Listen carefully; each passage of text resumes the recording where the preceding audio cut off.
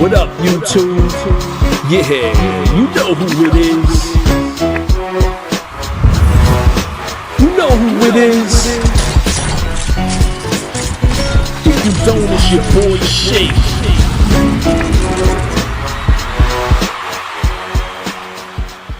So shout out to the Shake Squad. You know who it is. Know the gang, stand up. It's your boy Shake, and we're back at it again with some more NBA 2K24 news.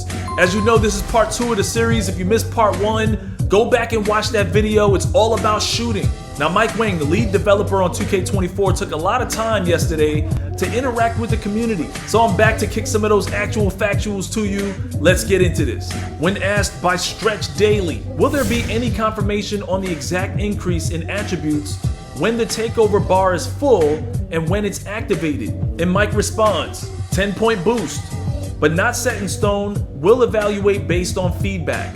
So just like last year, the takeover meter is gonna give you a 10-point boost to those attributes. But remember, in our last video, we discussed how you can actually choose the category that you want to apply that takeover to. But just keep in mind, if you have low attributes in that category, for example, if you've got a 50 perimeter defense, don't expect to see that much of a difference with a 60 attribute rating now that you've activated takeover. Applying takeover to weak attributes is not going to save you, but you might see a significant difference from a 75 to an 85 though. Because as you know, an 85 steal or block rating could definitely cause some problems. Good question from Prince of Kings. Please tell me it depends on the build.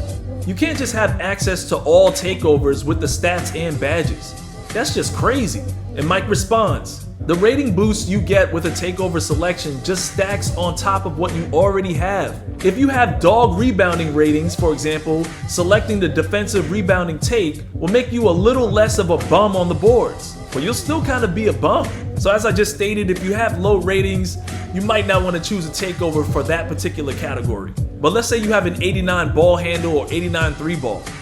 Now it's going to jump to a 99. And if you're a smart player, you can actually apply this knowledge to a My Player when you're creating one in the builder. Next question from Zach. Do ratings exceed the 99 cap in Takeover on NBA 2K24? And Mike says, yes. Takeover can temporarily boost your ratings over 99, and it will make a difference. So you've heard it from Mike himself. You can go beyond a 99 rating with Takeover. I've known this for many years now. It may not show in my career mode, like when you're in Takeover and you go look at your attributes, it might still say you have a 99. So just know that it actually goes beyond that. So if you have a 91 plus rating, it's gonna jump to 101 and beyond. This works out great for you guys that want to unlock certain animations with like a 92 or 95 attribute rating. Like for dribbles, for example, you're going to be going crazy while you're in Takeover. Another great question from the community. So 10 points to all attributes are just the ones based off Takeover. Slashing takes shouldn't increase shooting or defense or playmaking or anything else other than, well, slashing. And Mike makes it clear. The boosts are applied to the attributes associated with the category you choose. He didn't really make that clear in my opinion. Usually when you activate slash or take, it gives a huge boost to your dribbles too. And a lot of takes tend to boost a lot of your physicals too. I don't expect that to change, but he used the phrase associated with, and I think he kind of lets you know in that statement that, yeah, you might get a little boost in other categories too. I'll get clarification on that in my career mode when I get my hands on the game. Will we be able to see each individual player's progress towards the team takeover meter? It'd be nice to know exactly what each player has to do to get team take. And Mike clears it up.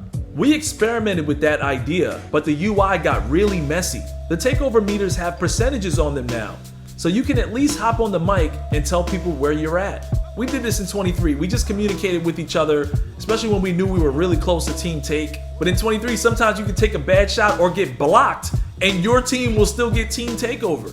I like the addition of percentages now. That'll definitely be useful, and for sure it'll help the team out. Great question from Ayo Cyrus. Are the takeover perks still in the game? And Mike says, yes, but some of the OP ones have been toned down. I wouldn't be surprised if he's talking about Juiced, but he for damn sure better not be talking about Accelerated. You know how hard it was to get the Accelerated perk? And them damn things better transfer to all of my builds.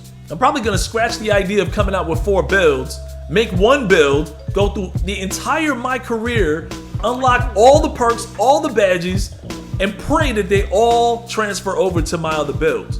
I'm not gonna be doing the storyline over and over again just to unlock a certain perk.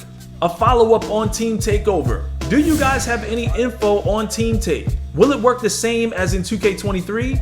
Also, will it also give you double take? And if you have Mamba mentality, will you receive the +10 to all attributes once Team Take is activated as well? And here's what Mike had to say. Team Take works the same as last year. Everybody contributes to the meter and it auto fires off when full. Actions that contribute to the meter were reworked though, so it's tougher to get. When you get it, each player gets boosted in their primary specialty decided by a formula. So Team Take works the same, but it might be a little different on how to get it. And obviously so, because there was plenty of times where we were close to Team Takeover, and like I said before, you get blocked or you miss a shot, and somehow that activated Team Take. They probably caught wind of that and made some changes. And I'm assuming if you get Team Take, it's probably gonna activate your stronger attribute categories. And as for my career mode, JC Cool makes a good statement. Most of us don't like team-controlled takeover when we are playing my career NBA games. And Mike chimes in, forgot to mention this one. There's a takeover menu in the game that lets you set whether you stay locked to your my player or control the whole team when Team Take gets activated. Well, for me personally, I actually didn't mind controlling the whole team because I used to just run pick and roll with my player and throw lobs to my player. I used to do this to get my finishing badges a lot faster.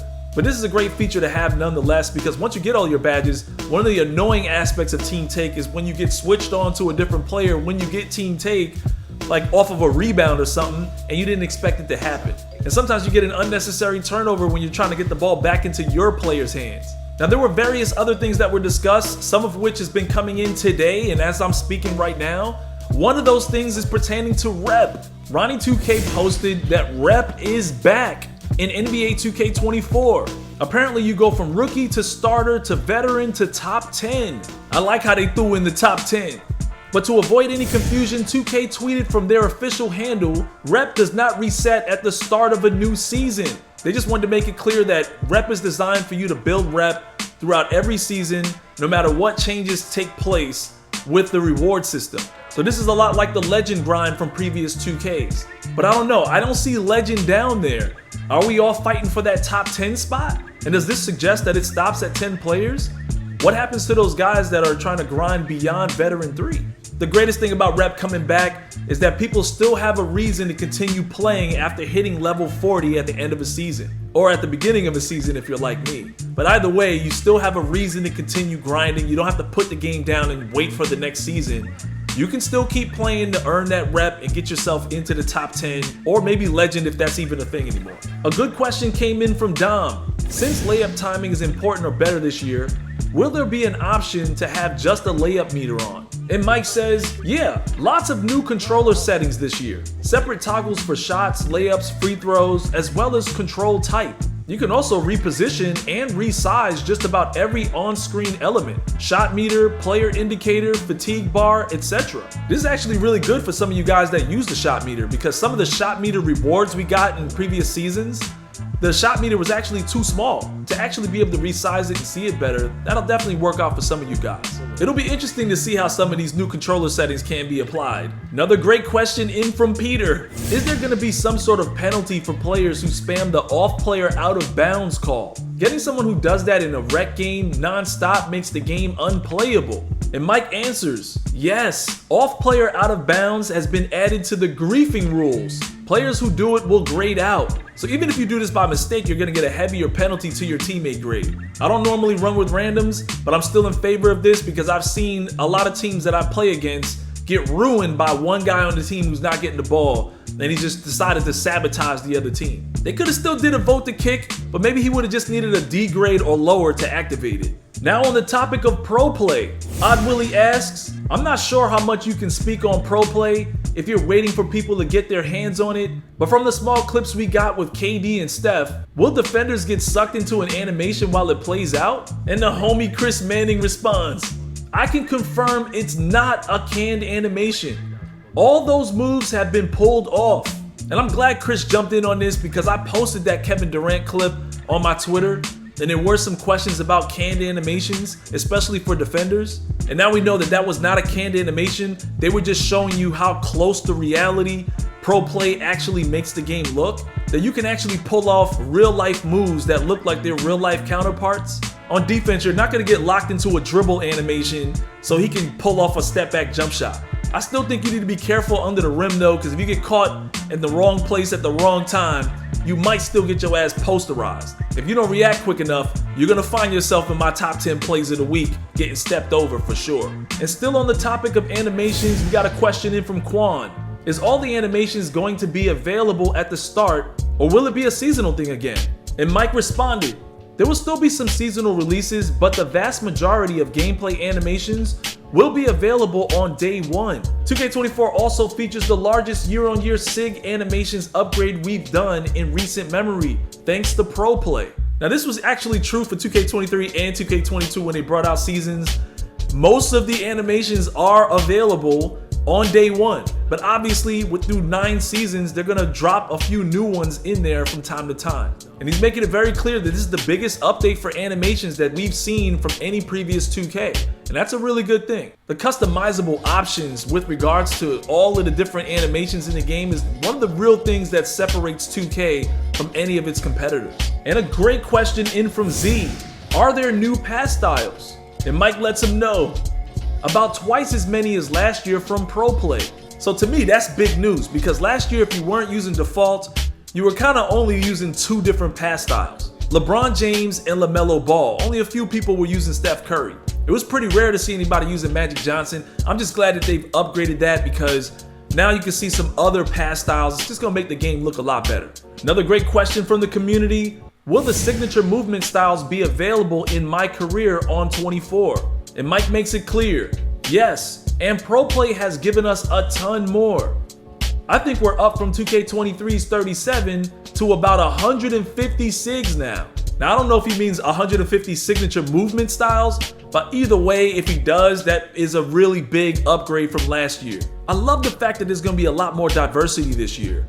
I know there's gonna be a lot of people that lean on YouTubers for certain animations so they can dominate the game, but you're still gonna see people with their own signature style preferences. So that's it for this video. Let me know in the comment section, did this video help? Did it answer some of your questions? There's a lot more information coming out as I speak, so keep it locked right here for more news. It's your boy Shake. As always, smack that like and subscribe, and I'll see you guys in the next one.